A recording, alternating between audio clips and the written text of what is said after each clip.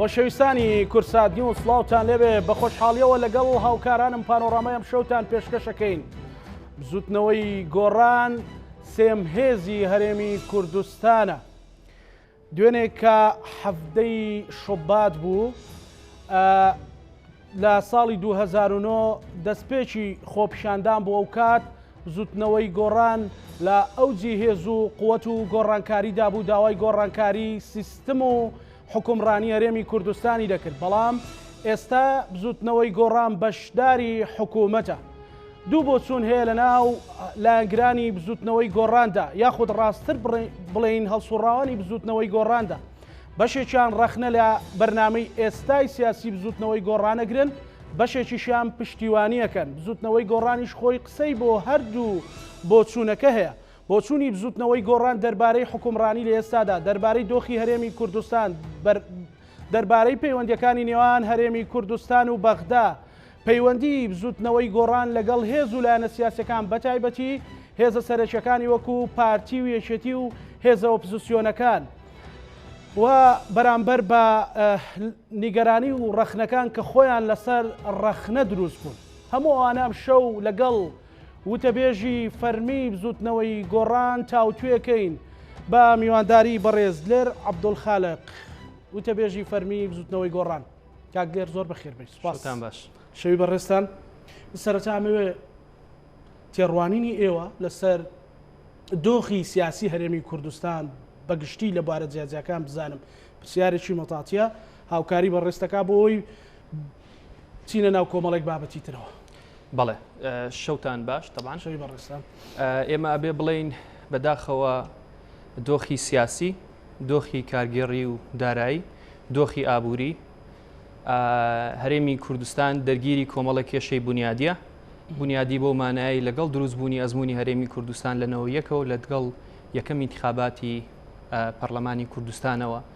ئەم جۆرە لە کێشە و کێماسیانە لە ئوسلوب و نەمەت و حکومڕانی هەرێمی کوردستانە پێ بەپێ باڵای کردووە، گەزگەز باڵای کردووە و لە هەمویان لە نەتیجەیە ئێستا بۆتە کۆمەڵە کێشەی کەڵەکە بوو لە ناوخۆی هەرێمی کوردستان کە بەداخەوە زیانێکی زۆری بە ئەزمموی سیاسی هەرێمی کوردستان، بە ئەزمموی حکومڕانی هەرێمی کوردستان گەیاندووە. لە هەمووشی خراپتر متمانەی خەڵک، متمانەی هاوڵاتیان، متمانەی شارعی بە حکوومەت و دامەزراوە سیاسیەکان و پارتە سیاسیەکان زۆر لاواز کردووە. ئەم ئەزممونێکە پێویستی بە ڕاستکردنەوەیە، ئەزممونێکە پێویستی بە چاکسازی ڕیشەیە، ئەزممونێکە پێویستی بە خۆداچوونەوەیە، ئەزممونێکە پێویستە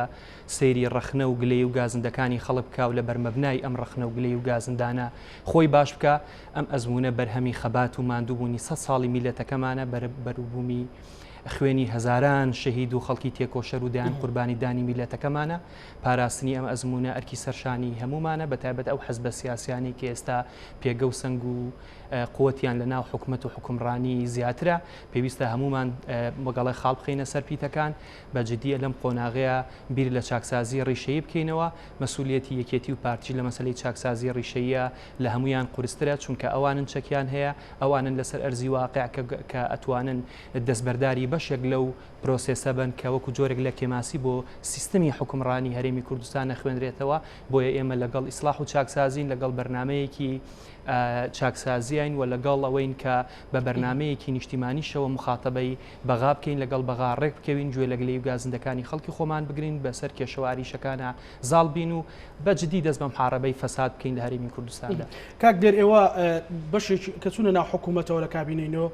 باستان لەوە کرد کە ئێوە ڕێکەوتنەکەتان لەگەڵ پارتی دموکراتی کوردستان کە لایانی سەرنج پێکهێنەری حکوومەتە بە چاکسازیە، چاکسازی جددیە. ئەو چاکسازی گەیشتۆتە کوێ تا چەند بەدڵی بزوتنەوەی گۆڕانە؟ بەڵێ من سەرەتا پێم باشە فلاشباکێک دەربارەی بەشێک لە هەوڵە سیاسەکانی بزوتنەوەی گۆڕان لە سەرەتای دروستبوونی ئەویان کاتێک وەکو قایمەیەکی انتخابی لە هەڵبژاردننی 25 حوتی 2009 بەشداریەکە ئێمە لە چەند قۆناغێکە کە بەرنامەی سیاسی و ئەجەندای سیاسی و پرۆژەی سیاسیمان هەبووە بۆ چاکسازی سیاسی، چێ و کاتێ لەگەڵ یەکگرتووی ئیسلامی کۆمەڵی ئیسلامی لە قۆناغی ئۆپۆزیسیۆن بووین، چێ و کاتێ یەک ڕێکەوتنێکمان کردو لەگەڵ یەکێتی نیشتیمانی کوردستانە، ڕێکەوتنی دووەممان کرد بە ئامادەبوونی ئەو پیاوە جوامێرانەی وەکو ڕەحمەتی مامجەلال و کاگنۆشیروان کە دەستمان بۆ ئەوە برد کە کۆمەڵێک هەنگاوی کردداری باش بۆ بەهێزکردنی هەرێمی کوردستان بنین و هەروەها ئەو ڕێککەوتنەی دواتریش کە بۆ پێکێنانی کابینەی نوێمی حکوومەت هەرێمی کوردستان لەگەڵ پارتی ئیمزامان کردووە بەشێکی گرنگی ئەو ڕێککەوتنە تایتڵی ئەو ڕێککەوتنە کە دوایی بوو بە بەرەنجامی کارنامەی هاوبەشی حکوومەتی هەرێمی کوردستان کە کارنامەیەکی بەرپرسیارانەیە لە بینی یەکیەتی و پارتی و بزوتنەوەی گۆڕانە هەمووی جەختکردنەوە بۆ لەسەر چاکسازی سیاسی لەسەر چاکسازی ڕیشەیی لەسەر چاکسازی قانونی لەسەر چاکسازی کارگێڕی لە چاکسازی ئەو بوارە جیاوازانەی کە ئێستا وەکو حاجە و پێویستێک بۆ هەرێمی کوردستانە. ئێمە وەکو بزوتنەوەی گۆڕان لە دانیشتەکانمان لەگەڵ پارتی دموکراتی کوردستان و لە دانیشتەکانمان لەگەڵ یەکێتی نیشتیمانی کوردستان سەرنج و تێبینیمان هەیە لەسەر خاوڕۆشتنی پرۆسێسی چاکسازی و ئەم پرۆسە چاکسازی کە ئێمە بەتەما بووین و پرۆسە چاکسازی خەڵک لە ئێمەی چاوەڕێ کرد ئێستا ئەوە بەواقعی لە وەکو پێویست نایبینی ڕاستە کۆمەڵێک ئاڵنگاری کۆمەڵێک کۆسپ و تەگەرە هاتوۆتە بەردەم حکوومەتی هەرێمی کوردستان بەردەم پرۆسی سیاسی لە هەرێمی کوردستان لە هەمووی کاریگەرتر کە مەسلەی بڵاوبوونی ڤایرۆسی کۆرۆنا بوو کە تا حدێکی زۆر بەشێکی زۆر لە ژیانی سیاسی و ژیانی کۆمەڵایەتی و ئابووری لە وڵاتە پێشکەوتەکانیش ڕاگرت بەڵام ئێستا کە هەم کاریگەریەکانی ئەو نەخۆشیە کەمترە هەم کۆمەڵێک سیگناڵی باشەیە بۆ باشکردنەوەی دۆخی دارایی و قوتی دارایی هەرێمی کوردستان و سیاسی ئێمە پێمان وایە کە ئێستا ئەو خاڵەیە کە پێویستە بەجددی دەست بە چاکسازی ڕیشەیە بکەین چونکە هەرێمی چاکسازی ڕیشەی ئەوەی زۆرجار لە پەرلەمانتارەکانی بزوتنەوەی گۆڕان باز لەوە کرا کە 100 ڕۆژ دیاری کراوە بۆ کابینەیە 100 ڕۆژ تێپەڕی زۆر لەوە زیاتریش تێپەڕی چەندی ئەگەر بە ڕێژەی پرسیار بکەم مەسەلە لە سەدا چەندی ئەو چاکسازیەی تەمۆحی بزوتنەوەی گۆڕان بوو جێبەجێ کراوە. واقعیانە بڵێم هەر پرۆسێسی چاکسازی پرۆسێسە یعنی لە خاڵێک دەست پێکە بەڵام لە خاڵێک کۆتایی نایە بەڵکو پرۆسێسێکی گەشە پێدان و بەردەوامدان و بەڵام باشکردنی خواروکێچەکان بەڵێ سەعرس دەکەم ئێمە پێمان وایە کە لەم ماوەی تەمەنی کابینەی نوێمی حکوومەتی هەرێمی کوردستان ئەوەی کە ئێمە بینیومانە هەندێک خەت و خاڵی دڵخۆشکەرمان بینیەوە کە تا حدێکی زۆر لە برایانمان لە پارتی دموکراتی کوردستان برایانمان لە یەکێتی نیشتیمانی کوردستانیش قەنەعەتیان بەوە کردووە کە پێویستە چاکسازی بکەین کە ئەمە پێمان وایە ئێمە یەکێک لە نەتیجەیان لە ئەنجامە سیاسیە گرنگەکانی بزوتنەوەی گۆڕان کە زۆر جار خەڵگەڵێک گۆڕان چی کرد ئەوەیە کە ئێستا پارتی دموکراتی یەکێتی نیشتیمانی کوردستان وەکو ئێمە باسیەوە ئەکەن کە بەڵێ خەلەلی گەورە هەیە و خەلەلەکان پشتڕاستەکەنەوە واڵێن پێویستە چاکی بکەین بەڵام ڕاستیەکەی هەندێک هەنگاو هەیە بە تایبەت ئەوەی کە پەیوەندی بە یاسای چاکسازیەوە هەیە ئەوەی کە پەیوەندی بە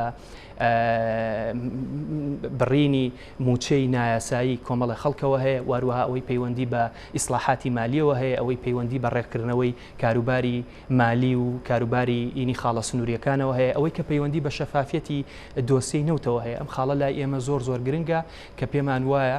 لەم قۆناغەیە هەرێمی کوردستان ئێمە وەکو بزوتنەوەی گۆڕان لە استراتیژی سیاسی ئێمانە پێمان وایە هەرێم مافی خۆیەتی کە سەرۆکاری هەبێت یان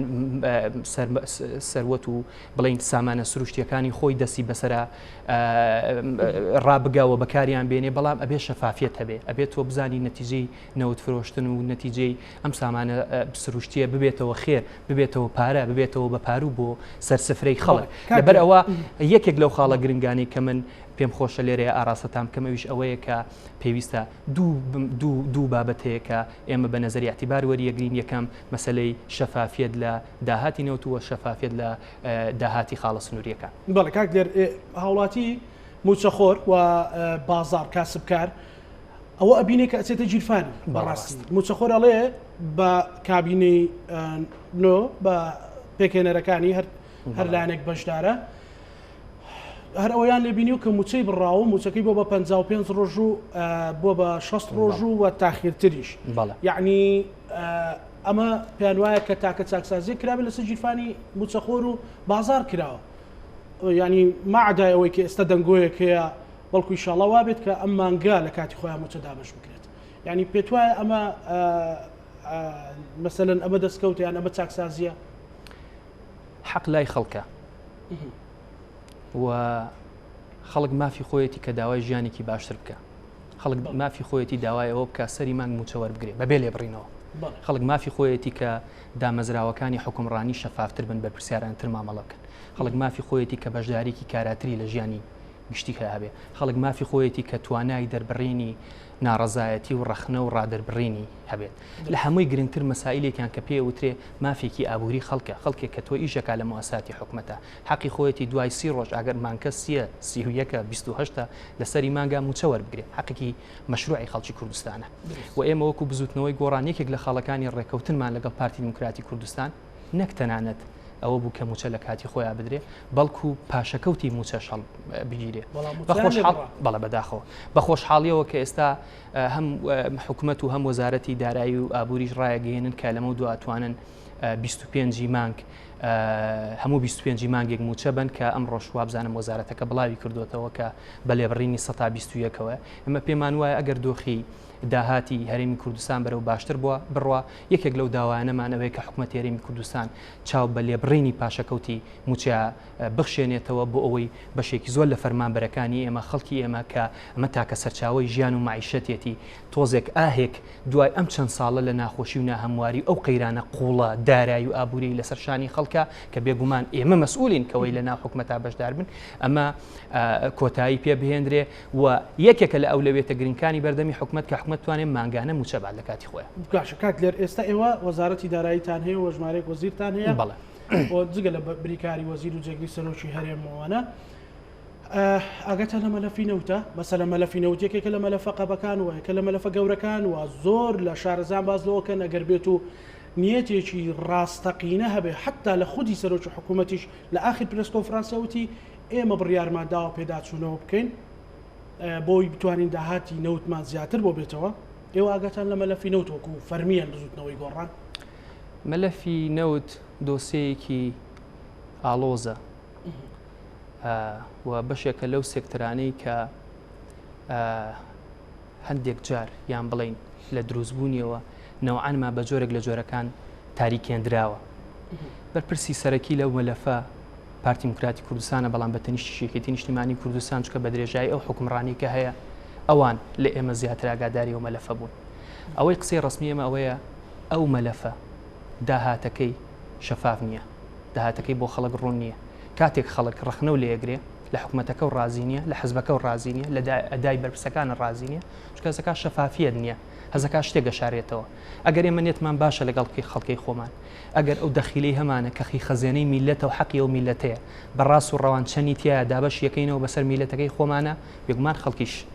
ڕخنە ناگرێ پێمان وایە ئەو مەلەفە پێویستە بە نیشتیمانی بکرێ زیاتر بەدامەزراوەیی بکرێ و هەروەها ئەو وەزارەتە سوود لەو هەڵانە بینرێت کە لە وەزارەتی پێشووترا بینراوە سەروەت و سامان و خزمەتی نەوت بکرێ بە خۆشگوزەرانی بۆ خەڵکی کوردستان نەگەوەی تا ئێستاش بێتە جێی ڕەخنە و لۆمە و گلەی و گازن بەڵام ئێوە کاک لێر پێت وایە بۆ ئەسوڕایەکی بزوتنەوەی گۆڕان کە وەکوتە مەسەلەن ئێوە لەسەر ڕەخنە دروستان کردووە ئەوە کافی بێ بۆ ئەو ئێستا و ئەڵێ وەزیری دارایی هەیە وەزیری دارایی ئەندامی ئەنجومەنی ئابووریە کە پێشتر پێیانەگو ئەندامی ئەنجومەنی نەوت و غاز و ئێستا نوعاً ما کەڤەرێکی تریان بۆ دروست کردووە هەرماوە ئەنجومەنەکە بەڵام ئێستا زیاتر پێوتر ئەنجومەنی ئابووری وەزیری دارایی لەوەیە ئەنی چۆن ئەبێ وەزیری دارایی ئاگای لە مەلەفی نەوت نەبێت یان پێتان وابێ ڕای فەرمیتان کە مەلەفی نەوت ناشەفافە ئەمە بۆ یەکێتیش ڕاستەکە زۆر ئەم ڕەخنەیە ئەگرێت ڕاستیەکەی ئەوە وەڵامی ئەو بەڕێزانی کێتی نیشتیمانی کوردستانە مێنێتەوە بیر کە لە کابینە جیاوازەکانە جێگری سەرۆکی حکوومەت بوونیان بەرپرسیارەتیان لە وەزارەتی دارایی ئەوانەوە هەبووە هەمیشە و قسەیان کردووە بەداخەوە ئەمە واقعێکی تاڵە و ڕاستە تۆ ناتوانانی وەڵامێکی پڕ بە پێستە هەبێ بەڵام ئێمە پێمان وایە ئەوەی ڕابرد ڕخنەی لێگیرا خەڵکیش لی ناڕازی ئەوەی کە ئێستا هەیە پێویستە ئەم وەزارەتە ئەو مەلەفە بە نیشتیمانی بکرێ و مەسائلی داهاتینەوت شەفاف بێ ڕوون بێ بزاندرێ چی ئەفرۆشین چەندێتەوە هەرێمی کوردستان ئەوە یەتەوە هەرێمی کوردستان بۆ خزمەتی خەڵکەی خۆی سەر بکرێت باشە کەواتە ئێستا مەلەفی نەوت بەدڵی ئێوە نیە 100% بەدڵی ئێمە و بەدڵی هەموو حزبەکان کە لە هەرێمی کوردستان هەن و بەدڵی خەڵکی ژنێ کە پێیان وایە سەرچاوی دارایی ئەو مەلەفە شەفاف نییە زۆر باشە بینە سەر پرسی خاڵە سنووریەکان و مەسەلەی ئێوە لەو بارەوە مدیر عامتان هەیە مدیرتان هەیە مدیری گومرگەکانتان هەیە وەزیری دارایی ڕاستەوخۆ بەرپرسە لە مەرزەکان بە سێکتەری جیاواز وەزارەتەکانی تریش لەوەیە تا چەند توانیتانە چاکسازی بکەن یان قەناعەت بە هێزە هاوبەشەکانی تری حکوومەت بکەن کە بتوانن چاکسازی لەوەیە بکەن ڕاستیەکەی ئێمە پێمان وایە ئەم قۆناغی هەرێمی کوردستان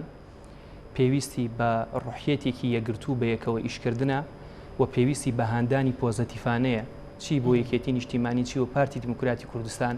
بۆ ئەوەی ئەوانی شاوکار بن لەگەڵمان بۆ دەستپێکردنی چاکسازیەکی ڕاستەقینە. مەسەلەی خاڵە سنووریەکانیش یەکێکە لە عیب و ئارەکان کە لە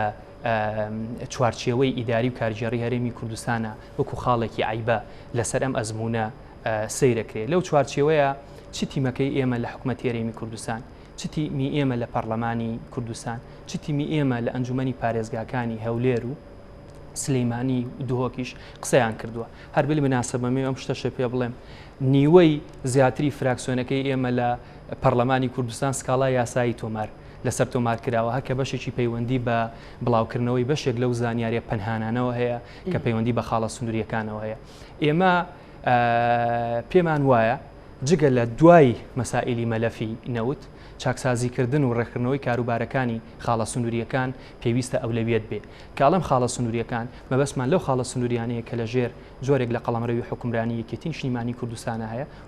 بەستیشمان لەو خاڵە سنووریانەی وەکو حاجی ئۆمران و برایم خەلیلە کە لە ژێر دەستی یەکێتی پارتی دیموکراتی کوردستانە هەیە. ئێمە من ئەمەوێ بەداخەوە ئەم شتە بڵێم زۆر جار کە ئێمە لەگەڵ ئەم دوو هێزە سەرەکیە کۆبینەوە یەکێتی بە پاساوی ئەوەی پارتی بۆ چاکسازی ناکە و پارتیش ئەڵێ بۆ یەکێتی دەست پێ ناکە. ئێمە وامان لێهاتووە گرنگە دەربکەوێ ئەم دوو حزبە بەڕاستی کام حزبیان ئەم شیعارەی هەڵیان گرتو ئەم دروشمی هەڵیان گرتو یکەن بەکردار. پەرلەمانتارێکی ئەوە کە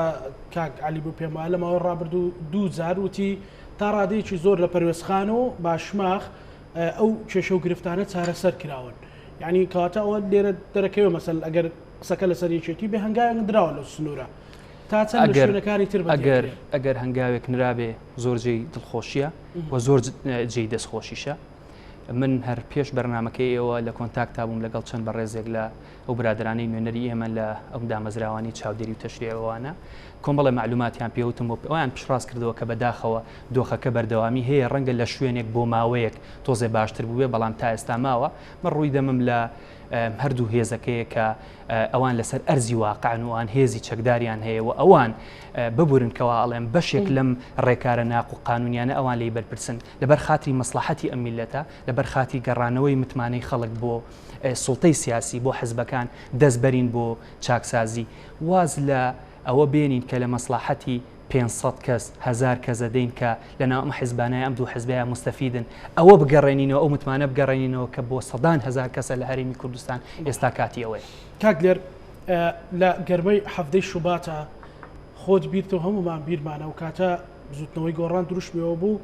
حکوومەت بە تەواوەتی بگۆڕێ و کۆمەڵێک داواکاری ئەو کاتە 23 مانگ دەستەکرا بە موچە پرۆژە هەبوو مەسەلەن سلفە هەبوو تواناسازی و کۆمەڵێک خەڵک دەچۆ خوێن بەکەم و کورتەکانیشیانەوە هەمووانە کەم و کورتی تیا بوو هەتا لە پرۆژەکانیشەوە کەس نکۆڵی لەوە ناکە. بەڵام ئێستا لە کۆی بەرنامەی سیاسی بزوتنەوەی گۆڕان جۆرێک لە ئەگەر بڵێم وەکۆی کە هەڵسوڕاوەکانتان ئێڵێن یعنی خطابەکانتان خطابێکی شەرمنانە یاخود خطابێکی هادف نییە وەکو جاران پەیوەندی بەوەیە کە لە حکوومەتا بەشدارن و ئەتانەوێ بەڵێنەکەتان و ئیمزاکەتان ببەنە سەر یاخود تااقەتان هەر ئەوەندەماوە. بەڵێ پرسیارێکی باش بوو دەرفەتێکی باشە کە درود بنێرم بۆ ڕۆحی پاکی ئەو شەهیدانەی کە لە جوڵانەوەی حەڤەی شوباتە خوێنیان ڕەچا و هەروەها هەموو ئەو شەهید و بریندار و خەڵکانی ترکە لە ناو زنجیرە چالاکیە مەدەنیەکان و خۆپیشاندانەکانی شار و شارۆچکانی هەرێمی کوردستانە بەداخەوە بە ئامانجگیران. حەڤەی شوبات ڕووداوێک نییە لە ڕابردووە بێ ڕووداوێکە لە پێشمانە یعنی بۆ ئێمە کە ئێستا هێزێکی لە بەشداری لە حکوومەتی هەرێمی کوردستانیشە پێویستە ئەو خاڵە بزانین داواکاریەکانی خەڵکو بۆەوەی حەڤەی شوبات داواکاری ڕەوا بوون ئەگەر سوڵتەی سیاسی و کاتە بە پیل داخوازەکانی خەڵکەوە بوو هەبووهاتە ئێستا هەرێمی کوردستان بەشێک لەو لاوازەی کە هەیەی نەیەبینی ئێستا لە زۆر ڕۆ ئێمە بەهێزتر بووین ئێستا لە زۆر ڕۆ ئێمە دەنگمان دلێرتر بوو ئێستا لەگەڵ بەغا لەگەڵ دەوروبەر لە ڕۆژهەڵاتی ناوەڕاست لەگەڵ ئەو وڵاتانی کە هەژمونیان هەیە دەنگمان ئازادانەتر بوو بەداخەوە زۆر جار ئەمە ئەم داواکاریانە لەبەری ئەوەی مامەڵەیەکی تەندروستی سیاسیان لەگەڵ بکرێ مامەڵەیەکی سەرکوتکەرانەیان لەگەڵ کرا ئەوەی کە ئەم پرسیارەی جەنابە پرسیارێکی بەجێ و من ێسان وەڵامیشم بۆەوە بێ ئەوەی کە پەیوەندی بە ڕێی جیاوازی بزوتنەوەی گۆڕانەوە هەیە بزوتنەوەی گۆڕان پلکە زێڕینەیەکی ڕەنگا و ڕەنگە لە ڕەنگی جیاواز لە بیر و بۆچوونی جیاواز لە تێفکرینی جیاواز لەو پەڕیچە بۆ و پەڕی ڕاست لە کۆمەڵە خەڵکو و پێکاتوە کە بەرژەوەندێکی یاوبەشیان هەیە یانەوێت ئیسلاح بکرێ یانەوێت گۆڕانکاری بکرێ یانەوێت حکومڕانێکی باشمان هەبێ یانەوێت موسسەکان بە دامەزراوەی ببن لەبەر ئەوە هەر خەڵکێک سەرنجێکی ڕەخنەی هەیە ئێمە بۆ ڕەخناژین ڕەخنە قوتە بۆ ئێمە هەلە بۆ خۆچاکەڵام ئەمەی کە تۆ وادوت ئێمە پێمان وایە هەموو هێزێکی سیاسی حتا ئەگەر جەنابە توانی متابعی زیاتریش بکەیت لە بەشێک لەو لێ توێژیناوانەی کراوە هەتا مقارنە کراوە لە بینی حزبێکی سیاسیە کاتێک لە مووقعی ئۆپۆزیسیۆنی سیاسیە و کاتێک دەچێتە ناو حکومەتەوە ئەمە بریتیە لە دوو دنیابینی جیاواز کاڵم دوو دنیابینی جیاواز تۆ کاتێک لە ئۆپۆزیسیۆنی بەرپرسیارەتی ڕاستەقینەی سەرشانێک کەمترە قساکەی چالاکیەکەی ئیحتسامەکەی ئیمزاکەوەکەیتەوە پێی سەواکە کاتێک دەچیتە حکومەتەوە بەهادیی خەریکی تەرجومەکردنی ئەم داواکاریانەی بۆ بەواقعی لەبەر ئەوە ئێمە نەشەرمنانە گوتارمان هەبووە بەڵکو زۆر سادقانە زۆر ڕازگویانە گوتارمان هەبووە تەنانەت من دوور بە دوو نمونە کۆمەکی جەناب دەکەم دوێنێ یادی حەڤەی شوباتی خەڵکی ناڕازی بووە ئەگەر دیقەت بن لەو شوێنەی کە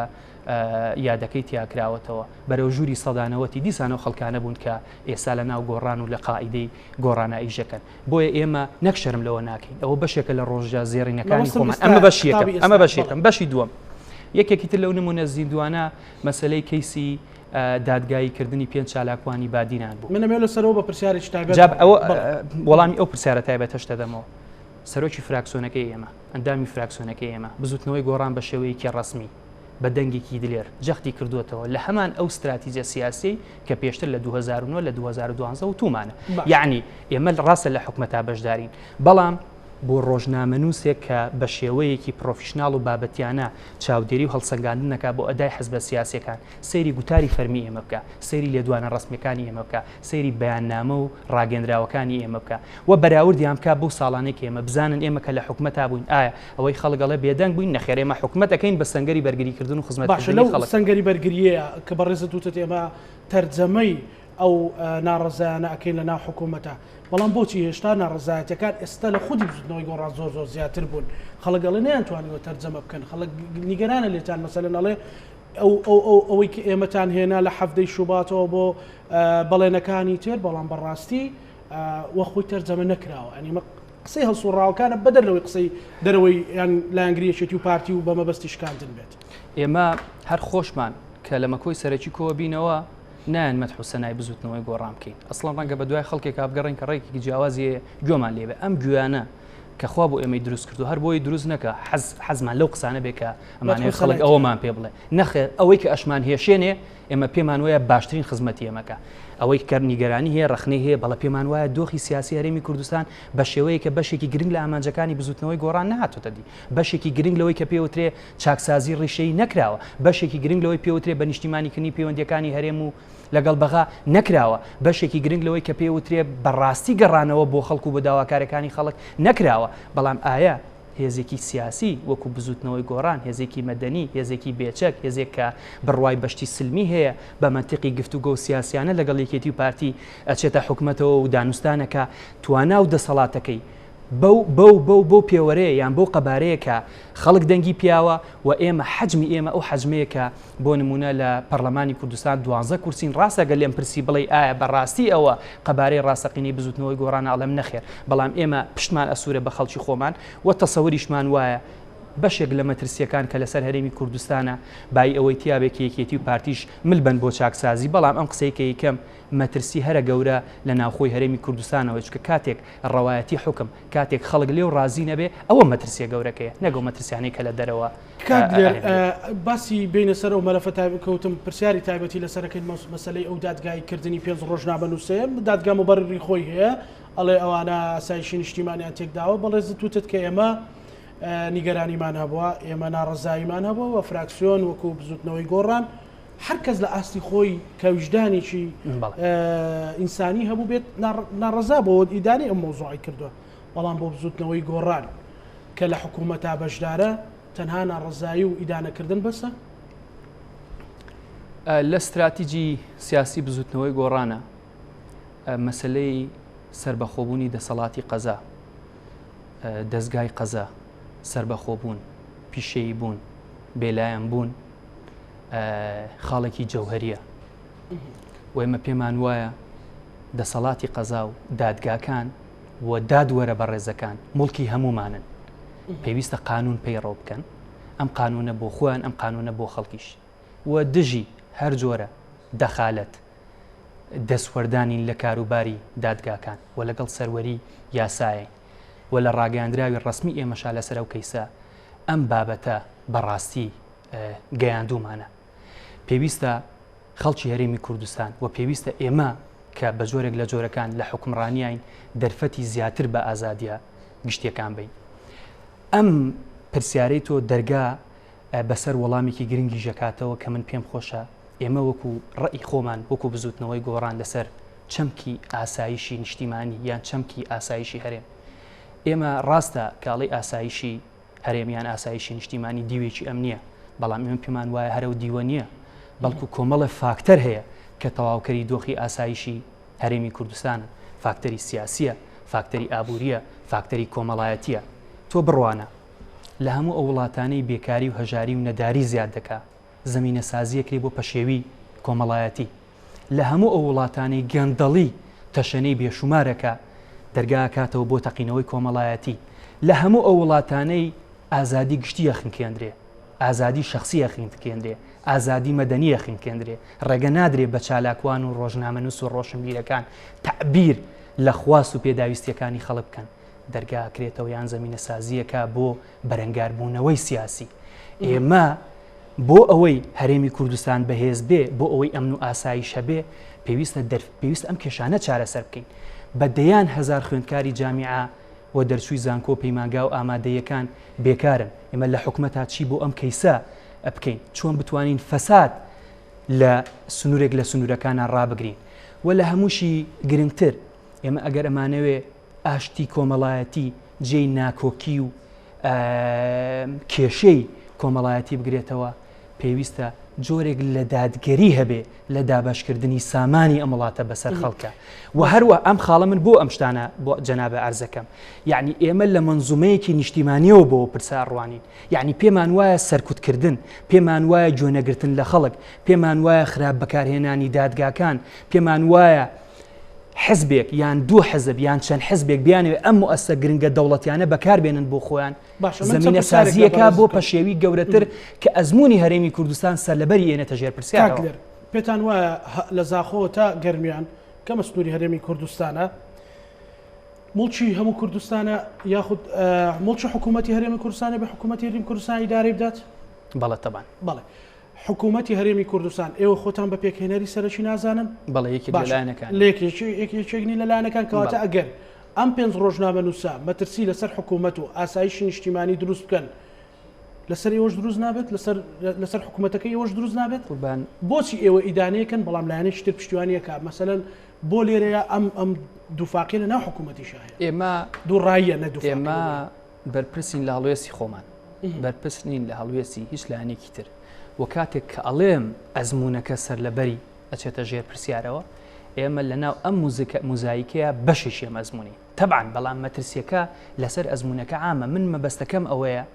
ئێمە لە حکوومەتی هەرێمی کوردستان کابینەی نۆ بە تەواوەتی لە هێڵە گشتیەکانی کارنامەی نوێ هاتووە کە پێویستە ڕێزی زیاتر بگیرێ لە ئازادیە گشتیەکان پێویستە زیاتر گوێ لە ڕخنی خەڵک بگرین پێویستە زیاتر متمانەی خەڵک ئەمە ئەبێت تەرجمە بکرێت ئەمە تەدەخولی حەزب بوو لە دادگا ئێمە لە مووقیفی ڕسمیە باسمان کردووە و وتومانە ئێمە لەگەڵ سربەخۆی دەسەڵاتی قەزایی لەگەڵ سربەخۆی دادگاکانین لەگەڵ ڕەوایەتی قەڵەمی دادوەرین بۆ گەڕانەوەی حەق بۆ مافخوراو زۆر باش کاک لێر ئێستا پەیوەندی بەغدا و هەرێمی کوردستانێکی ترە لە باسەکانی خەڵک و خەڵکی کوردستان چاوی لەوەیە کە بەڕاستی بژێوی ژیانی ڕێک خوێتەوە بژێوی ژیانی چاک بکرێتەوە ماگانە بتوانێت موچەی خۆی وەربگرێت بەبێ لێ بڕین و ڕێکەوتنێک لەگەڵ بەغدا هەبێت ڕێکەوتنێکی شەفاف بێت ڕێی ڕسمی زوتنەوەی گۆڕان لەسەر ڕێکەوتن و ڕێک نەکەوتن چی ئێمە پێمان وایە بژاردەی یەکەممان یان ئەولەویەتی یەکەممان ڕێکەوتن لەگەڵ بەغا پێویستە هەرێم بەغا لە چوارچێوەی دەستوری عراقیە ڕێک بکەون شایستە داراییەکان و شایستە ئابوووریەکانی هەرێمی کوردستان وەربگیرێ و هەروەها ئەمە بێت بە سەکۆیەکیش یان بێت بە هۆکارێک بۆ زەمینە سازی بۆ چارەسەرکردنی بەشێک لەو کێشاڵ پەسێردراوانی کە لە دوای پرۆسی ڕزگاری عێراقەوە لە بینی هەرێم و بەغدا هەیە. بە خۆشحاڵیشەوە بە پێی دوایین زانیاریەکان ئێستا کەشاندی باڵای هەرێمی کوردستان لە بەغایە ئەم جارەیان گەڕی ئەم دانوستانەیان شیعە بە شێوەیەکی گشتی کراوەتر بوون یان متحەمیزتر هێمنتر بوون بۆ داواکاریەکانی وەفدی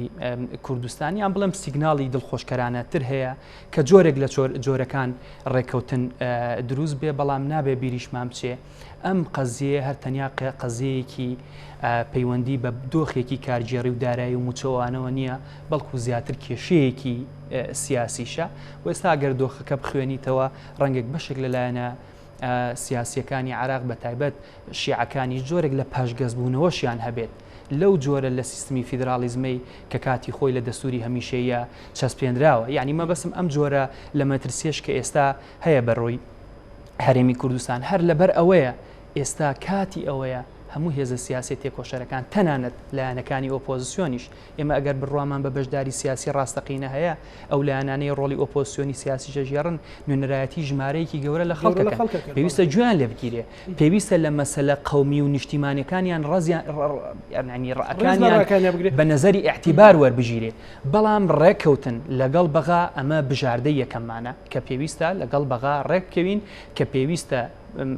موچەی هەرێمی کوردستان دابین بکەین کە پێویستە لە چوارچێوەی دەستوری عراقیە مامەڵەیەکی تەندروست لە بینی هەرێمی کوردستان و بەغا بێتەکایەوە ئەگەر وەکو حاڵەتێکی نێگەتیڤ ئەگەر ڕێک نەکەوتن دروست بوو ڕێی دروستنەوەی گۆڕان چیە بێ؟ بەڵێ ئێمە هەر پێشتر ڕامانگەیاند ئەگەر ئەمە پلانی ئەی بێ ئەبێ حکوومەتی هەرێمی کوردستانیش پلانی بی دیراسە کردبێ و پلانی بی لەسەر مێزی عملی بێ پلانی بی بریتە لەوەی کە لە حاڵەتی ڕێک نەکەوتن لەگەڵ بەغایە هەرێمی کوردستان ڕێگەی ئەو داهاتە نەوتی ئەو داهاتە نانەوتیانی کە هەیە بتوانێت موچە بە شێوەیەکی ڕێک و پێک مانگانە دابەش بکە و هەروەها دەست بکە بە هەندێک مەشاریعی خەدەمی و خزمەتگوزاری کە پێویستە بۆ ژیانی خەڵک لێرەوە ئەگەڕێینەوە سەر خاڵێکی گرنگ ئەویش دیسان بریتە لە چاکسازی ڕیشەیی ڕاستەقینە ئێمە بۆ ئەوەی بەسەر مەترسیەکان ئازاڵ بین پێویستە لە ناو خۆمانە چاکسازی ئێستا خەڵکێکە گوێ لە ئێماگرێ متمانی بەوە مابێت کە چاکسازی ڕاستەقینە و ڕیشەیەکرێت من ڕاستیەکەی من پێم وایە کوتلەیەکی بەشەری گەورە لە هەرێمی کوردستان هێشتا پێی وایە کە ئەبێ چاکسازی بکرێ یعنی ڕاستە ناومێدیەکەیە بەشێکی گەورەش پەیوەندی بە ژیان و گوزەران و گیرفانی خەڵکەوەیە کاکزانە ئەبێ حەق بۆ خەڵکە بین کە ژیانی لە خراپایە دۆخی ژیانی خراپە ئەمەش بەرئەنجامی چەند ساڵێک لە خراپ ئیدارەدانی حکوومەت و حکومڕانی هەرێمی کوردستان هەر پەیوەندی بەم چەند ساڵەوە نییە بەڵام چار و ناچارمان چاکسازیە بۆ ئەوەی نموزەجێکی دیموکراسیانە نموزەجێکی پێشکەوتوی سیاسی نموزەجێکی پێشکەوتوی حکومڕانی پێشکەش بکەین پێویستە چاکسازی بکەین پێویستە ئەو کارنامەی کابینەی نۆیەمی حکوومەتی هەرێمی کوردستان جێبەجێ بکرێ پێویستە یەکێتی نیشتیمانی کوردستان سەرفی نەزەر کا لە بەشێک لەو خواروخێچانەی کە هەیە بۆ چاکسازی پارتی دیموکراتی کوردستان سەرفی نەزەر کا لە بەشێک لەو کێشانەی کە هەیە بۆ چاکسازی و ئەوان یەکێکن لەو دوو هێزەی کە بەرپرسیارەتێکی مێژوویان لەم پرۆسەیە ئێمەش هاوکاریانە بین ئەو کاتە خەڵکیش دەستخۆشیان لەیەکە ئەوەشم بیر نەچێ ئێمە وەکو بزوتنەوەی گۆڕان جێ دڵخۆشیمانە کە بەشێک لە گوتاری سیاسی ئێمە ئێستا ئەبینین هەندێک لەو شتانەیە کە ئێمە لە مەرحەلەی ئۆپۆزیسیۆنی سیاسی ئەوتومانە یەکێتی نیشتیمانی کوردستانیش ئێستا باسی شەفافیەتەکە باسی نەهێشتنی قاچاقچێتیەکە باسی محارەبەی فەسادەکە باسی ئیسلاحەکە ئەمە ئەم قسە بۆ پارتیش ڕاستەکەمە پێمان وایە زۆر باشەکە دەربەسەر پرسی لامەرکەزی یەکێکە لە پرسە گرنگەکان کە لە ئەنجومەنی پارێزگای سلێمانیەوە بۆ هەموو هەرێمی کوردستان بە چوارچێوەی حکوومەت هەرێمی قوارەی هەرێمی کوردستان و ڕوژێدرا و وەکراوە بەیە پرۆژە یاسایەک و چەندین دانوستانی لەسەر کراوە هەم لە نێوان ئێوە و یەکێتی و هەم لە نێوان ئێوە و حکوومەت تیمی حکوومەت و هەم لە نێوان یەکێتی و تیمی حکوومەت بۆ چوونی ئێستای بزوتنەوەی گۆڕان لەسەر لامەرکەزیەت بۆ چینی ئێستامان بڵێ بۆ هەموو هەرێمی کوردستان بۆ مشارەکانی چوار پارێز بۆ چوونی یان دیدگای بزوتنەوەی گۆڕان بۆ لا مرکزێتی کارگێڕی و دارایی لە سەرەتای دروستبوونی و تا ئێستا نەگۆڕە. ئێمە چۆن پەیکەری ڕێکخراوەی بزوتنەوەی گۆڕان و جواتی نیشتیمانی کە دامەزراوەی سەرکردایەتی بزوتنەوەی گۆڕان لەچێ بنەمای لا مرکزیەت هاتووە ئاواش پێمان وایە هەرێمی کوردستان ئەزمموی هەرێمی کوردستانی یەکێک لە هەنگاوە کردداریەکان بۆ چاکسازی ڕیشەی چەسپاندنی سیستمی لا مرکزیەتی کارگێڕی و داراییە. ئەم سیستمە مەبەسمانە کە ڕوونی بکەینەوە وەکو مۆدیلێکی هاوچەرخی ئیدارەکردن، وەکو گەڕانەوەی زیاتر بۆ خەڵک، وەکو دەسەڵاتدان بە بەشێک لە سوڵتە مەحەلیەکان، وەکو گەڕانەوەی سوڵتە بۆ قایمقامەکان، بۆ بەڕێوەبەری گشتیەکان، بۆ بەشێک لەو محافظ و بەشێک لەو دائیرانەی کە لە دەوری مەرکەزا هەیە بە شێوەیەکی گشتی سوڵتەی سنترال یان ئەوەی مرکزیەتێکی تونند لە دنیاە باوی نەماوە ئەزمونێکی سەرکەوتونیە. لەبەرەوە ئێمە ئەگەر ئەمانەوێ ئەزمونێکی سەرکەوتوو لەم جیۆپۆلۆتیکە ئالۆزەی ئەم ناوچەیە پیشانی دەرەوە بین وەکو میلەتێکی قوربانی دەر لانی کەم پێویستە لە مەسەلەی لا مرکزیەتە چەند خاڵێک بچینە پێشەوە. بۆ لەگەڵ یەکێتی نیشتیمانی کوردستانە پرۆژەکەتان پرۆژێکی هاوبەشناوە بێکەوە لەگەڵ پارتی دموکراتی کوردستان لەگەڵ حکوومەتی هەرێمی کوردستان دانوستانی لەسەر بکەن نی هەردوو تیم لانی کەم. ئێمە چەند دانیشتنێکمان هەبووە و لیژنەشمان هەیە لەگەڵ یەکێتی نیشتیمانی کوردستان تا حدێکی زۆر ڕەکان خاڵی هاوبەشی زۆریان تیا بوو بە خۆشحاڵی زۆرەوە کەوەدی پارتی دموکراتی کوردستانیش لە حکوومەتی هەرێم سەردانی کرد چی لەگەڵ برادرانی یەکێتی چی لەگەڵ ئێمەش دانیشت و چەند هەنگاوێک ئەم پرۆسەیە چۆتە پێشەوە کە ئێمە پێمان وایە مەسائلی لا مرکزیەتی کارگێڕی و مەسائل لا مرکزیەتی دارایی بۆ هەرێمی کوردستان پێویستێکی لە پێشینەوەیە و هەر لایەنێک لەگەڵ ئەم پرۆسەیە بێ ئێمە لایەنی دووەمین کە لەگەڵی ئەبین و پێشمان خۆشە کە مەودای ئەم هێزە سیاسیانە زیاتر بێ بۆ ئەوی بتوانین بەجددی گۆڕانکاریەک بکەین لەو سیستمی ئیدارەدانی کە ئێستا لە هەرێمی کوردستان هەیە. بینە سەر پەیوەندی بسوتنەوەی گۆڕان و پارتی دموکراتی کوردستان وەکو دوو هێزی سیاسی وەکو بەشداری حکوومەت پەیوەندیتان لەگەڵ پارتی دموکراتی کوردستان ئێستا لە چ ئاستێکایە بەتایبەت زۆر جار ئێمە گوێبیستیەوە بین کە لە ڕەخنەی هەندێک لە ئەندامانی جڤات کەمتر ئەندامانی جڤات لە پەرلەمانتارانی بەغداتان لە پەرلەمانتارانی هەرێمی کوردستانتان پارتی بە فەرمیک لەیلەوە کردو کە ئەوان یاخود خۆیان خۆتانی لێ بێبەریکەن یاخود بێدەنجیانکەن ئەوانیش ڕەتیان کردوەوە بێدەنگ بن لەوەوە ئەمەوە وەکو پرسیارێک و دواتر بچینە سەر پەیوەندی پارتی و گۆڕان. مەبەستت پەیوەندی گۆڕان و یەکێتیە دووەم جارێ بچینە سەر ئەوەی کە تا چەند ئەوە ڕاستە کە پارتی بەردەوام نیگەران بووە لە قسەی یان لە دوانی پەرلەمانتارەکانی بزوتنەوەی گۆڕان لە بەغدا و بەشێک لە پەرلەمانتارەکانی هەرێمی کوردستانی بزوتنەوەی گۆڕان کە ڕەخنەی توندیان ئاراستی حکوومەت کردو بە تایبەتی ئەوانەی بەغدا. بەڵێ ئەوەیە ئەو پرسیاریان ڕەنگە پێویستی بە بەڕێزێک بێ لە پارتی دموکراتی کوردستان وەڵامە باتەوە لەوەی چەند ناڕازی بووە. ئەوان یعنی وەکو وەڵامدانەوە کە ئەمە زیاتر یەکێک لە پارتی دموکراتی کوردستان ئەتوانێت وەڵام باتەوە بەڵام بەشی دووەمیان ئێمە هێزێکی سیاسین لەسەر ئەساسی مەشروعێک لەسەر ئەساسی بەرنامەیەک لەسەر ئەساسی پێکێنانی حکوومەتێک بۆ چاکسازی ڕێککەوتنمان کردووە. ئەو ڕێککەوتنەی ئێمە و پارتی دموکراتی کوردستان هیچ بە هیچ جۆرێک پەیوەندی بە ڕێککەوتنی بینی بزوتنەوەی گۆڕان و پارتی دموکراتی کوردستانەوە نییە لە بەغا و پێمان وایە ئێمە ئێستا چی ئێمە و پارتی چی ئێمە و یەکێتی مەجموعەیە خاڵی هاوبەشمان هەیە کە ئەم خاڵانە لە بەرژەوەندی لە خزمەتی بەرژەوەندی باڵای ئەو خەڵکەیە کە درێژەیان پێبین و ئەوەنەی ئیش لەسەر ئەوە بکەین خاڵە هاوبەشەکان بارز بکەین بۆ ئەوەی کۆمەڵێک ئیسلاحیات و زنجیرەیەک چاسازی بکرێ ئەوەنە باز لەو خاڵانە نەکەین کە ئەبێتە هۆکارێک بۆ خراپکردنی ئەو پەیوەندە سیاسیانە کە لە دوجارە میلەتەکەمان زەرەدی لێکات. باشە پەیوەندیتان لەگەڵ یەکێتی نیشتیمانی کوردستانە. ئێمە هەر ئەوەشم بیر چوو ئێمە لەگەڵ پارتی دموکراتی کوردستان پەیوەندیەکی سیاسی باش و هاوسەنگمان هەیە لەگەڵ یەکێتی نیشتیمانی کوردستان پەیوەندیەکی باشی سیاسی هاوسەنگمان هەیە و هەروەها دیدار و گفتوگۆ هەیە و هەروەها پەیوەندیمان لەگەڵ لایەنە ئیسلامیەکانیشە باشە. پێمان وایە ئێستا بە واقعی هەرێمی کوردستان بۆ بەشێک لە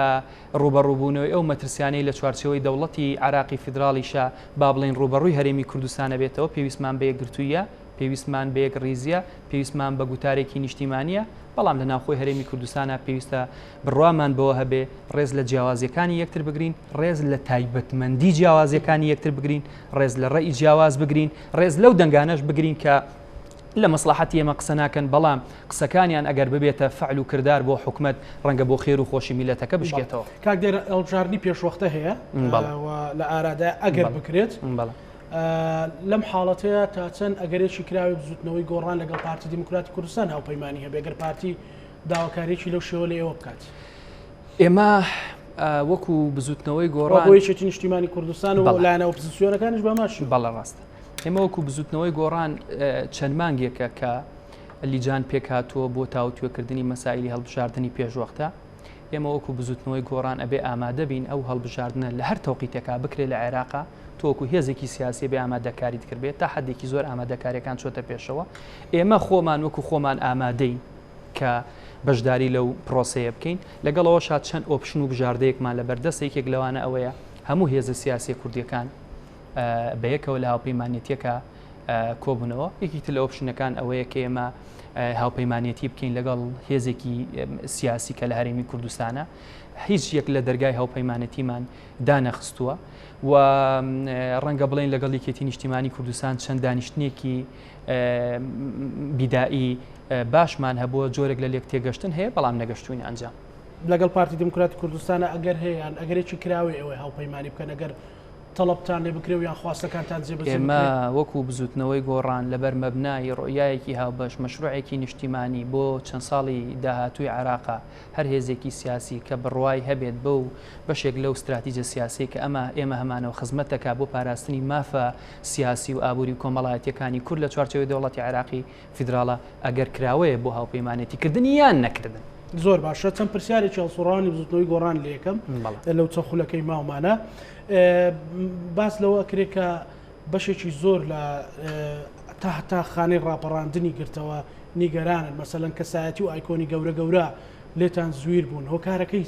بۆچی ئەگەڕێنەوە بۆچی نەتانتوانی دڵی ئەوانە بەدەستبێنەوە کە بەڕاستی مەسەلەن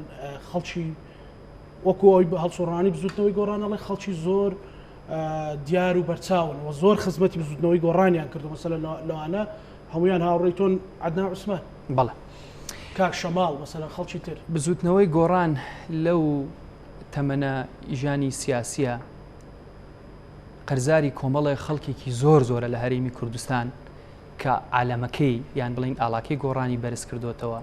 کە چوە ماڵ بە ماڵی کردووە کە چوە حملەی بۆ کردووە کە چوە خۆبەخشانە خزمەتی کردووە کە لە دامەزراوە جیاوازەکانی بزوتنەوەی گۆڕانی خزمەتی کردووە ئێمە بۆ هەر کەسێک ئەگەر لە تەنانەت لە مێژووی دروستبوونی بزوتنەوەی گۆڕانە یەک چرکە قسەیەکی خێری بۆ گۆڕان کردبێ خزمەتێکی بۆ گۆڕان کردبێ هەمیشە سوپاسگوزاریە بین چ جای ئەو خەڵکە بەڕێزانەی کە لە ماوەیەک لە ماوەکانە خەڵکی دیار و ئایکۆنی دیاری بزوتنەوەی گۆڕان بوون لە بەرپرسیارەتی دیارە بوون کە داوای ئەوەیان کردووە ببەخشرێن لەو پۆستانە کە ئەوەش مافێکی ئاسایی خۆیانە لە بەرتەمەن نەبووە لە نیگەرانی بەڵام ئێستا وەڵام تەدەمەوە ئەنجا ئەم خەڵکە بەڕێزانە ئێمە چەندان نمونەمان هەیە هەندێک لەو بەڕێزانە لە خانەی ڕاپەڕاندن بۆ هەیە لە جباتی نیشتیمانی هەیە لە هەر شوێنەکە ئێمە بۆ ئەو بەڕێزانەی خانەی ڕاپەڕاندن کە بە خۆشحاڵێکی زۆرەوە چی جەنابی مامۆستا جەلال چی جەنابی کاک شەماڵ چ جەنابی کاک عەدنان ئێستا لەو خەڵکانن کە لە ناو بزوتنەوەی گۆڕانە بەردەوامن بەڵام ئەوان بۆ نمونە داوای بەخشینیان کردووە لە خانەی ڕاپەڕاندنە هەتا ئێمە یەکێک لە لیژنە باڵاکانمان بۆ بەستنی کۆنفرانسیەکەمی دووەمی نیشتیمانی بزوتنەوەی گۆڕان یەکێک لە ئەندامە کاراکان بۆ نمونە کاک شەماڵ عەبدولوەفایە بەڵام تەبعاً لە ژیانی سیاسیشە ئەوە حاڵەتێکی تەبیعیە کە هیچێک داوای بەخشینەکە و مافێکی ئاسایی خۆیەتی بەڵام ئەم خەڵکانە پێمان وایە لە چوارچێوەی ئەم مەشروعە گرنگەیە ئەمێننەوە و ئەو خەڵکانی کە نیگەرانیشن کە تەبعاً بەشێک یعنی من نامەوێ نازانم ئەم مەسچە چۆن بگەێنم بزوتنەوەی گۆڕانە بە دۆخێکی سەعب و قورس و سەخت و دژوارە تێپەڕی بوو زۆر هەبوون هینیان لەسەرەوە کرد کە گرەویان لەسەرەوە کرد کە ئیترم حرەکە سیاسیە بەرەو نەمانەچێ بەڵام ئایندە وەڵاممانەداتەوە کەم حرەکە سیاسیە ئەتوانێت لە ژینگەی سیاسی هەرێمی کوردستانە ببێتە هێزێکی گرنگ و هێزێکی فشاری گەورە بۆ چاکسازی ئیسلاحی سیاسی هەر لەو چوارچێوەیەشە لە دوو هەفتەی ڕابردووە کاتێک ئەمریکیەکان هاتوونە لامان کاتێک بەریتانیەکان هاتوونە لامان کاتێک فەڕەنسیەکان هاتوونە لامان کاتێک ئێرانیەکان هاتوونە لامان هەمویان باسی ڕۆڵی گرنگی بزوتنەوەی گۆڕانیان کردووە و پێیان وایە ئەم ڕۆڵە مەدەنیە گرنگە پێویستە بۆ هەرێمی کوردستان و ئێمە هەر خەڵکێکیش لێمان نیگەران بێ ڕەخنەی هەبێ ئامادەین گوێی بۆ بگرین و ڕەخنە و تێبینیەکان بە نەزەری اعتیبارەوەرەگرین و هەموو ئەو خەڵکانی ڕۆژێک لە ڕۆژان بێمەوە هیلاک بوون جێی فەخر و شانازی ئێمە لەسەر فراکسیۆنی هەرێمی کوردستان 6 بە 6 ئێستا زۆر جار بەیاننامەکان دوو بەیاننامە دەرەکرێن کە ئەم حەدەسەی لێ دەرچەوەی مۆزوعی ڕۆژنامە نووسەکان 6 بە 6 بۆچی ئەو زانیاریە ڕاز نییە بەڵام لە بەیاننامەکانیان وا بوو مەسەلەن حتا نیگەران بوون لە دانانی سەرۆکی فراکسیۆن ئەوانە هەردووانزەیان یەک خیتابی مشتەرەکیان هەیە واگەر هەر ئەم نموزەجەی دوێنێش ببینی بەشێک لەو بەڕێزانەی کە لە دادگای بەڵێ زۆرینەیان کە بەشداریکەن بەڵێ پابەندیشن بە استراتیژی سیاسی بزوتنەوەی گۆڕانەوە پەرلەمانتارانی بەغا تا چەند پابەندن بە بەرنامەی سیاسی بزوتنەوەی گۆڕانەوە پەرلەمانتارانی بەغاش ئێمە کەناڵەکانی پەیوەندیمان لەگەڵیان بەردەوامە و لەگەڵیان لە پەیوەندیان و دیسانەوە منەمێ و خاڵە باس بکەم ئەگەر بە چاوی یەکێتی لە گۆڕان بڕوانی ئەگەر بە چاوی پارتی دیموکراتی کوردستان لە گۆڕان بڕوانی ڕەنگە هەڵسەنگانەکە ڕاز نەبێت چونکە تەرکیبەی سیاسی ئێمە پێکاتەی سیاسی ئێمە نەمەتی ئیشکردنی ئێمە جۆری ئۆرگانەکان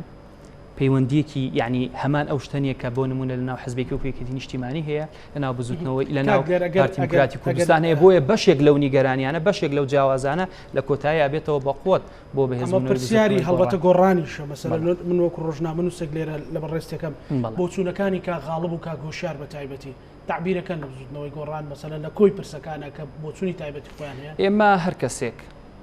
لە فراکسیۆنەکەی ئێمەیە بێت یان لە فراکسیۆنی کوتلەکانی تری بەغایە بێت هەر قسەیە بکات کە قسەکە لە ئەنجامە بۆ مەسلحەتی خەڵکی کوردستان باش بێ و لە ئەنجامە بەشێک بە لە دیفاعکردن لە خەڵکی کوردستان ئێمە پشتگیریەکەی زۆر باشە ڕخنەیەکی تر لە بزوتنەوەی گۆڕانە گیرێ ئەڵێ بەشێکی زۆر لە کارکتەرە سیاسیەکانیان خەڵکێکی زۆر هەژار و نەدار بەس بە عەرەبانەیەکەوە بە هەژاری بە نەداری پشتیوانی بزوتنەوەی گۆڕان کرد کۆمەڵە خەڵکیان کرد بە وەزیر و پەرلەمانتار لە پڕ بوون بە پارتی بەشێکی زۆر لەو ناوە دیارانە ئێستا پارتی زۆر دڵسۆزن ڕەنگە مەسەلەن بۆ یەکێتی خەڵک ئاسایتر بە چکە لە یەکێتیەوە چۆتە گۆڕان و گەڕاوەتەوە ماڵەکەی ئەمە بۆ مەسەلەن زۆر جار کە کەسێکی حزبێکی سیاسی جێڵێڵە هیچم بۆ نەکرا جاران کەسێک لە یەکێتیە بوو بە پارتی وت بوچەکەم کەمە لە پارتی بوو بە یەکێتی بە هەمان شێوە کابرا وەزیرە بۆ بە پارتی ینی مەسەلەن دامی پەرلەمانە دامی جڤاتە بۆ پرسیارێکی کۆمەڵ ناسیانەی دەروون ناسیانەی وەجیهە یعنی ڕاستە بۆ لە ناو بزوتنەوەی گۆڕان وایە بۆ چەندان نمونەمان هەیە لە ناویکەتی نیشتیمانی کوردستان وایە بۆ چەندان نمونەی ترمان هەیە لە حزبەکانی تر وایە ئەزانی من پێم وایە بەڵێ بەسەر چاو بەشێک لەم پرۆسێسا پەیوەندی بە تایبەتمەندیەکانی خود و پەیوەندی بە کەسایەتی ئینسانەوە هەیە ئێمە پرۆژەیەکی سیاسین کاگنۆشیروان دەرفەتێکی گەورەی بۆ زۆرێک لە ئێمەمانان ڕەخسان زۆرێک لە ئێمەمانان کە هەرێکی خەڵکی قون و قوشبنێکی ئەم هەرێمی کوردستانە بووین لە عیلە هەر ئاساییەکانی هەرێمی کوردستانەوە ئەم پیاوە گەورە ئەم مەشروع سیاسیە دەرفەتی بۆ ڕەخساندین کە نوێنەرایەتی خەڵک بکەین بەڵام لە کاتێکە یەکێک خۆی نەجاحەت ناهێنێ لە جێبەجێکردنی پرانسیپ و مەبادیئە گرنگەکانی ژیانی سیاسی پێویستە پرسیار لە خۆی بکرێت نەک لەوەی لێرە وەڵام بەمەوە زوتنەوەی گۆڕان وەکو ئەخیر پرسیار لەسەر نەهج و فەلسەفە و ڕێبازی ڕۆژات کاگنشرانە ڕوا دێستا بزوتنەوەی گۆڕان پێ بە پێ هەنگاو بە هەنگاو کارە سیاسیەکانی درێژکراوەی فەلسەفەی سیاسی بزوتنەوەی گۆڕانە کە کاگنۆشیروان مستەفا یەکێک لە توێرسێنەکانی بووە و ئەوەش دیسانەوە ئەرستانەکەم یعنی حەقا جەناب وەکو ڕۆژنامە نووسێک بۆ خەڵکی لێ توێژەریش لە ناوەندە زانستیەکانی هەرێمی کوردستان عادەتەن ئەبێ هەڵسەنگانە لەسەر ئەساسی ئەوەی بێ بزوتنەوەی گۆڕان چیەڵێ ئێمە بۆ نمونە چیمان لەم کاتیانە وتووە کە بۆ نمونە لە سەردەمی کاگنۆشیروانە وتراوە ئێستا بەشێکی زۆر لەم قسانەی کە من بۆ جەناب عرزەکەم و لە ڕێ جەنابیشتەوە بۆ بینەرانی بەڕێزی کورسات ئەگەر بڕگەڕێنەوە بۆ چاپێکەوتنەکانی کاگنۆشیروان لەو قسە زۆر گرنگ و کۆتە زۆر گرنگانەوە هەڵێنجراوە کە ئێمە سەرچاوەکەی بیر و فکری ڕۆشنی ڕەوانشاد کاک نەوشیروان مستەفایە. دۆ سەرنجی کاک لێرە بەرنامەکە. من هیوای سەرکەوتنتان بۆ خوازم. منیش هیوای سەرکەوتن بۆ بەڕێستە خوازم. زۆر سپاس بۆ بەڕێز لێرە عەبدولخالق وتەبێژی زۆر سپاس بۆ بەڕێستە. سپاس بۆ. بینەرانی خۆشەویست لەگەڵ هاوکارانم پانۆڕامەی ئەم شەومان پێشکەشکردن بە هیوای ساغ و سەلامەتی بۆ هەموو لایەکتان خواتان لەگەڵ.